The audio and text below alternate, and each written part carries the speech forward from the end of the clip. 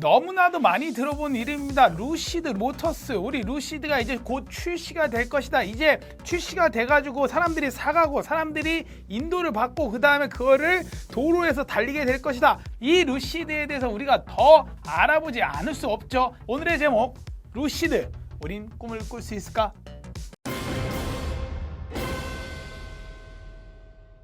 테크 럭셔리, 클래식 럭셔리, 그리고 스포츠 럭셔리란 말을 혹시 자동차 업계에서 들어보신 적이 있나요? 테크 럭셔리는 우리가 보통 이야기하는 아우디에 대해서 이야기를 하는 것이고요. 클래식 럭셔리는 머세디스 벤츠에 대해서 이야기를 하는 것입니다. 자, 마지막으로 스포츠 럭셔리는 바로 BMW가 되겠습니다. 그런데 이 많은 럭셔리 중에 포스트 럭셔리, 전기차에서 럭셔리 브랜드로 한번 빵 쳐보겠다라고 하는 기업이 있습니다. 바로 루시드 모터스가 되겠습니다. 자, 루시드 모터스는 캘리포니아의 쿨 감성보다는 실리콘밸리의 테크 이성을 택했다. 이 지향점을 갖고 앞으로 나아가고 있는데요. 루시드가 타겟팅하는 럭셔리 자동차 시장은 18년 한 540조 규모에서 계속 매년 5%씩 성장할 것으로 예상을 하고 있습니다.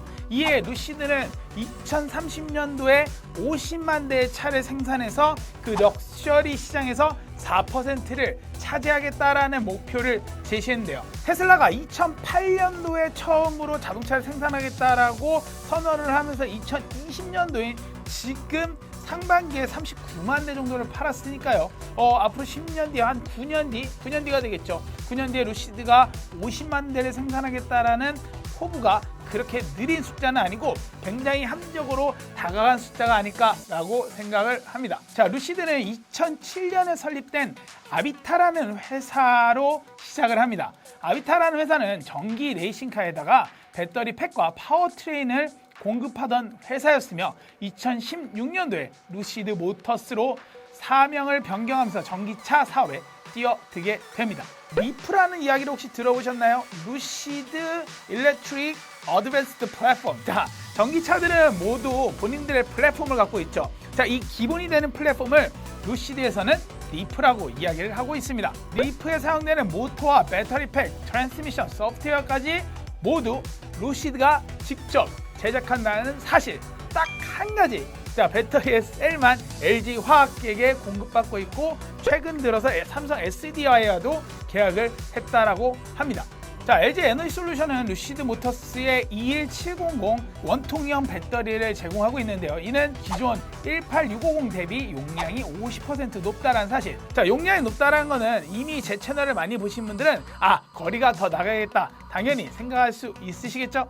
루시드는 주행거리와 퍼포먼스 두 가지 토끼를 함께 잡아보겠다라고 선언을 하면서 여러 가지 도전장을 내밀게 됩니다. 특히 2021년도 9월 16일자 기사에 보면 루시드는 미국 규제당국인 환경보호국으로부터 루시드 에어드림 에디션의 주행거리를 520마일, 약 한 837km로 공식적으로 평가받았다라고 하는데요. 자, 837km. 보통 우리가 휘발유를 만땅 가득 채워도 갈 수 있는 거리가 보통 600km 정도 되는데 837이면 충분히 전기차의 가능성을 더더욱이 높이는 엄청난 시도 그리고 목표가 아닐까라는 생각을 하게 됩니다. 자, 1위가 루시드 에어고요. 2위는 테슬라, 3위는 제규어 아이페이스, 4위는 포르쉐 타이칸, 5위는 아우디 이런 순으로 되고 있는데요.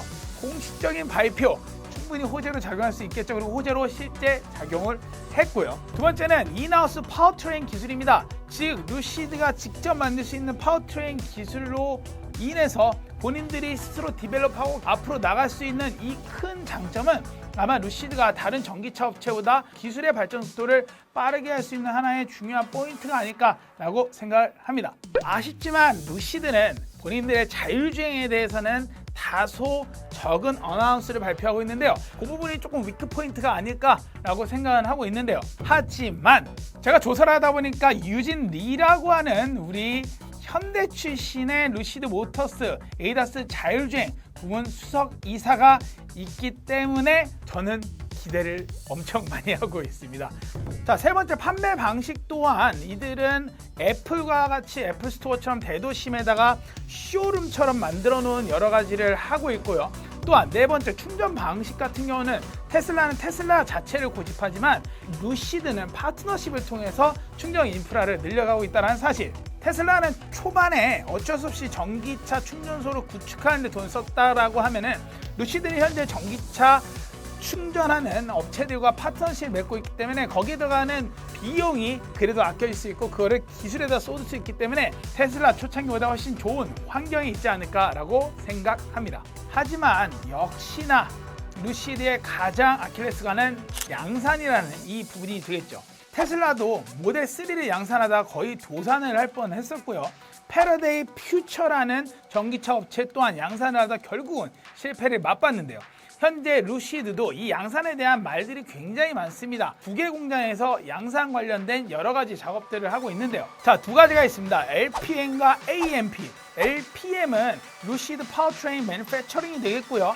AMP 같은 경우는 어드밴스드 매니팩처링 플랜트가 되겠습니다. 자, 루시드 파워트레인 매니팩처링 LPM에서 파워트레인을 생산을 해서 만들어서 넘기면요, AMP에서 완성품을 만들어낸다라는 이런 식으로 생각하시면 되는데, 현재 이 AMP 같은 경우는 연간 34,000대 정도 생산이 가능한 페이즈 1 캐파가 완성됐다라고 하고요. 이를 9만 대까지 확장하기 위한 페이즈 2 준비 중에 있으며, 이후로는 페이즈 4까지 연간 36만 대 생산을 할 것이라는 목표를 잡고 가고 있다라고 여러분들이 아시면 좋을 것 같습니다.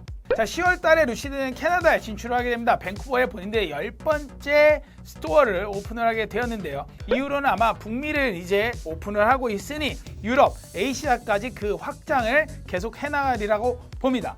루시드라는 기업 자체에 대해서 굉장히 장점이 많지만 어쨌든 아킬레스인 이 양산이라는 이슈가 풀어지지 않는다고 하면은 이 엄청난 기업이 곤두박질 치는 데는 굉장히 짧은 시간이 걸리지 않을까라는 생각도 합니다. 하지만 그러기 때문에 루시드에 있는 정말 많은 훌륭한 분들이 이거를 해결하기 위해서 정말 많은 노력을 하고 있으니 잘 올라가지 않을까 확신하면서 루시드 앞으로 그 미래를 여러분들 기대해 주시길 바라겠습니다. 자, 지금까지 기알람 우종석이었습니다. 감사합니다.